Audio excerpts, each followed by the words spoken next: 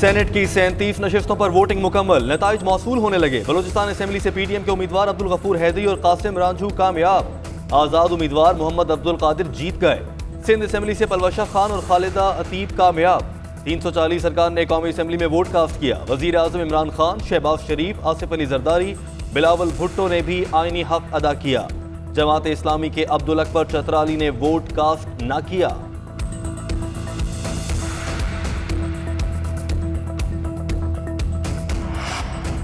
Khyber Pakhtunkhwa assembly में सुस्त तरीन पोलिंग रही। तमाम वोट कास्ट, हुकूमत और अपोजिशन के अपनी अपनी जीत के दावे। इलेक्शन कमीशन ने असेंबली के गेट बंद कर दिए।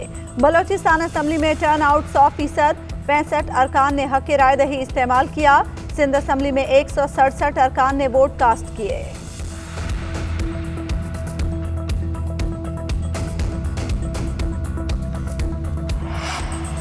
रहनुमा तहरीके इंसाफ शहरयार आफरीदी का वोट जाया हो गया। वजीर आजम इमरान खान शदीद बरहम, कहा आपको नहीं पता वोट कैसे कास्ट करते हैं। सबको तरीकाकार बताया गया था कि वोट कैसे कास्ट होता है। आप MNA हैं, कैसे गलती कर दी। शहरयार आफरीदी वजीर आजम को तसल्ली बख्श जवाब न दे सके।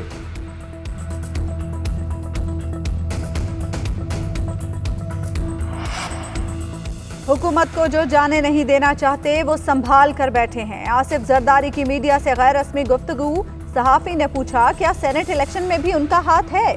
क्या वो कुव्वतें गैर जानिबदार हैं? क्या आपको नजर आ रही हैं वो कुव्वतें? आसिफ अली जरदारी ने मुस्कुराते हुए कहा, उनका हाथ अब नहीं रहा। बिलावल भुट्टो बोले, हम एक वोट भी ज्यादा लेते हैं तो बोनस होगा। इलेक्शन से एक दिन पहले हमारे उम्मीदवार को नाअहल करवाने वाली हुकूमत बौखलाहट का शिकार है।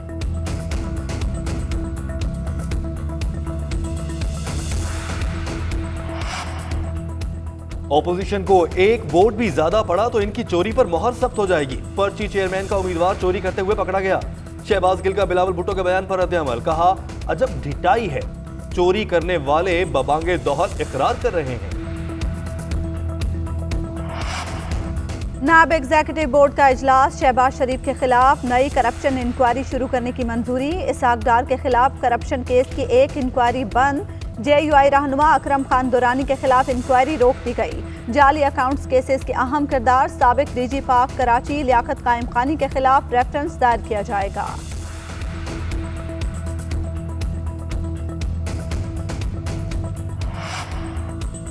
और पाकिस्तान सुपर लीग में कराची किंग्स ने पेशावर ज़िल्मी को हरा दिया। 189 रन के ताक़ुब में कराची किंग्स के शर्जील खान 0 पर आउट। जो क्लार्क 17 रन और कॉलिन इंग्रम 3 रन बनाकर आउट हुए। कराची किंग्स ने 4 विकेटों पर टारगेट पूरा कर लिया।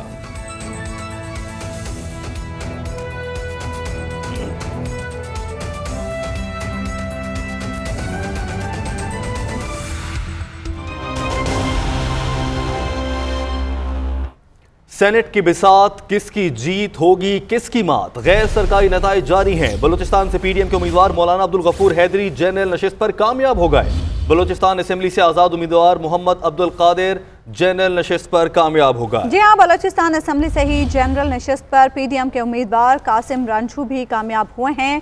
सिंध असेंबली से खवातीन की नशिस्त पर पीपल्स पार्टी की पलवशा खान ने कामयाबी हासिल कर ली है, जबकि सिंध असेंबली से खवातीन की नशिस्त पर MKM की खालिदा अतैयब भी कामयाब हो गई हैं। बलूचिस्तान असेंबली से जनरल नशिस्त पर BAP के सरफराज बुख्ती भी कामयाब हो गए हैं। इसी तरह से बलूचिस्तान असेंबली से जनरल नशिस्त पर BAP के मंजूर काकड़ भी कामयाब हुए। सेनेट की विसात, होगी किसकी जीत किसकी मात, नताइज आने का सिलसिला जारी है। मुख्तलिफ सूबाई असेंबलियों से नताइज तो आ रहे हैं, मगर आज सबकी नज़र कौमी असेंबली पर भी है, जहाँ से अब्दुल हफीज शेख और साबिक वज़ीर आज़म यूसुफ रज़ा गिलानी आमने सामने हैं। कांटे का मुकाबला है, सबकी नज़रें वहाँ पर हैं और वहाँ पर भी वोटिंग अमल मुकम्मल होने के बाद गिनती जारी है।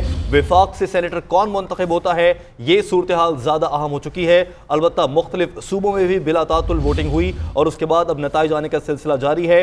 मुख्तलिफ सूबों से उम्मीदवारों के कामयाब होने की इत्तलात सामने आ रही हैं। जी हाँ, बलूचिस्तान असेंबली से अभी तक ज़्यादा रिजल्ट्स आए हैं। बलूचिस्तान असेंबली से पीडीएम के उम्मीदवार मौलाना अब्दुल गफूर हैदरी जनरल नशिस्त पर कामयाब हुए हैं। इसी तरह बलूचिस्तान असेंबली से आज़ाद उम्मीदवार मोहम्मद अब्दुल कादिर भी जनरल नशिस्त पर कामयाब हुए हैं। जनरल नशिस्त पर ही पीडीएम के उम्मीदवार कासिम रांझू भी कामयाब हुए हैं, जबकि जनरल नशिस्त पर BAP के सरफराज बुख्ती ने भी कामयाबी हासिल की है। सेनेट के इंतखाबात में वोटिंग मुकम्मल होने के बाद अब गिनती का अमल जारी है। मुख्तलिफ मुख्तलिफ सूबों से क्या इत्तलात हैं, विफाक में क्या देखा जा रहा है, जान लेते हैं अपने नुमाइंदगान से। सभी मकामात से हमारे नुमाइंदगान हमारे साथ मौजूद है। पहले इस्लामाबाद का रुख कर लेते हैं, जहाँ पर हमारे नुमाइंदे असगर हयात मौजूद हैं। असगर, यहाँ से क्या इत्तलात हैं? हफीज़ शेख और साबिक वज़ीर-ए-आज़म यूसुफ रज़ा गिलानी यहाँ पर आमने सामने हैं। गिनती का अमल कहाँ तक पहुँचा, क्या ट्रेंड देखा जा रहा है? जी, गिनती का अमल शुरू हो चुका है। शाम 5 बजे जो ही वोटिंग का अमल मुकम्मल हुआ और वक्त मुकम्मल हुआ, क्योंकि वोटिंग यहाँ काफ़ी 3 बजे तक वोटर्स जो है तमाम तकरीबन अपना वोट कास्ट कर चुके थे। और मौलाना अब्दुल अकबर चित्राली जो थे वो क्योंकि जमात इस्लामी ने ऐलान किया था लातुल्की का, तो वो नहीं आए। उसके बाद 5 बजे के बाद जो है वो गिनती का अमल शुरू कर दिया गया और 6 वोट ये एक साइड पे किए हैं इलेक्शन कमीशन ने, और उसके अलावा दोनों उम्मीदवारों के वोट जो है वो गिनती किए जा रहे हैं। 6 वोट जो है वो मशकूक हैं, उनकी किस्मत का जो है वो फैसला अभी किया जाएगा। इस चीज़ के सामने आने के बाद मुकाबला मज़ीद दिलचस्प मरहले में दाखिल हो गया है, क्योंकि साबिक़ वज़ीर-ए-आज़म यूसुफ रज़ा गिलानी भी अपनी जीत का दावा कर रहे थे और उसके अलावा हफीज़ शेख के भी जो हामी हैं, जो वफाकी वज़रा हैं, वज़ीर-ए-आज़म हैं, वो भी अपनी जीत का जो है वो दावा कर रहे थे।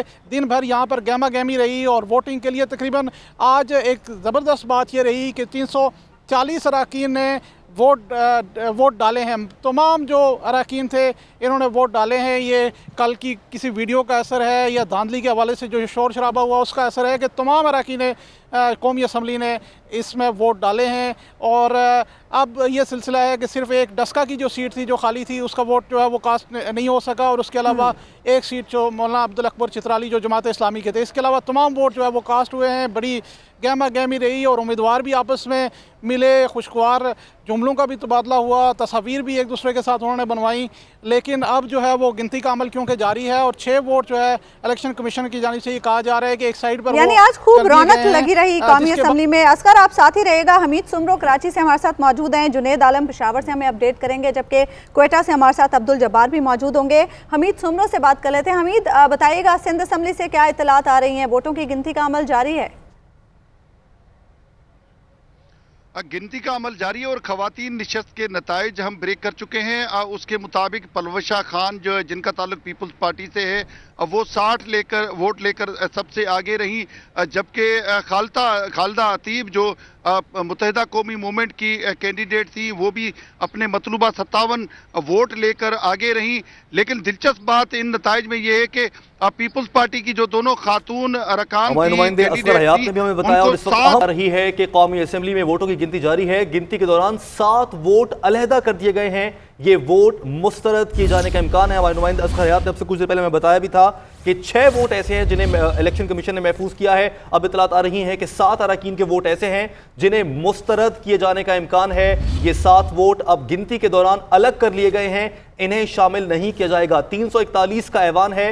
जमात इस्लामी के एक रुकन ने वोट नहीं डाला है, शहरयार अफरीदी का वोट वैसे ज़ाया हो गया और अब ये 7 वोट अलग हो गए हैं। वाज़ेह रहे कि कौमी असेंबली में होने वाले इस इंतखाब में एक एक वोट बहुत अहम है और इस तरह से अगर ये 7 वोट एकदम से इलेक्शन कमीशन मुस्तरद कर देता है तो बहुत बड़ा अपसेट भी हो सकता है। जी हाँ ताहिर, जैसे कि अभी असगर हयात भी हमें बता रहे थे कि 6 वोट इस वक्त अलहदा हुए हैं और अब हम अपने नाज़रीन को ये खबर दे रहे हैं कि 7 वोट अलग कर दिए गए हैं। इंतहाई अहम ये सीट है जिस पर सभी की नज़रें हैं और दोनों जानिब से जीत के दावे भी किए जा रहे हैं। और आज हमने देखा कि सभी अरकान अपना वोट कास्ट करने के लिए भी यहाँ पर पहुँचे। इस वक्त हम देख रहे हैं कि सेनेट इंतखाबात में कौमी असम्बली में वोटों की गिनती जारी है, लेकिन 7 वोट अलग कर दिए गए हैं और ये वोट मुस्तरद किए जाने का इम्कान है, जिसके बाद यकीनी तौर पर बहुत ही कांटे का मुकाबला होगा, जो कि पहले से भी एक्सपेक्ट किया जा रहा था। और दोनों तरफ से जीत के भी दावे किए जा रहे हैं, लेकिन देखना यह है कि इस सीट पर कौन कामयाब होता है। और ये 7 वोट ही इस पूरी सूरत हाल का पांसा पलट सकते हैं।